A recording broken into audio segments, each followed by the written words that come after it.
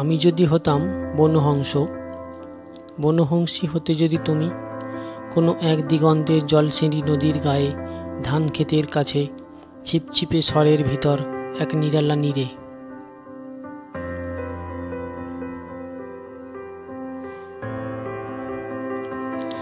তাহলে আজ এই ফাল্গুনের রাতে ঝাউয়ের শাখার পেছনে চাঁদ উঠতে দেখে আমরা নিম্নভূমির জলের গন্ধ ছেড়ে আকাশের রূপালী শস্যের ভিতর গা ভাসিয়ে দিতাম।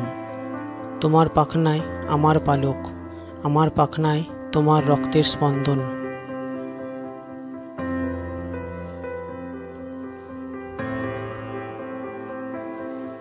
নীল আকাশে খই ক্ষেতের সোনালি ফুলের মতো অজস্র তারা, শিরীষ বনের সবুজ রোমস নীরে সোনার ডিমের মতো ফাল্গুনের চাঁদ।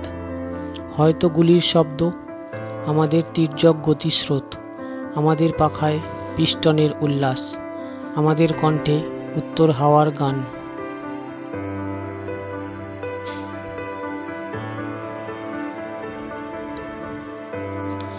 হয়তো গুলির শব্দ আবার, আমাদের স্তব্ধতা, আমাদের শান্তি। আজকের জীবনের এই টুকরো টুকরো মৃত্যু আর থাকতো না, থাকতো না আজকের জীবনের টুকরো টুকরো স্বাদের ব্যর্থতা ও অন্ধকার।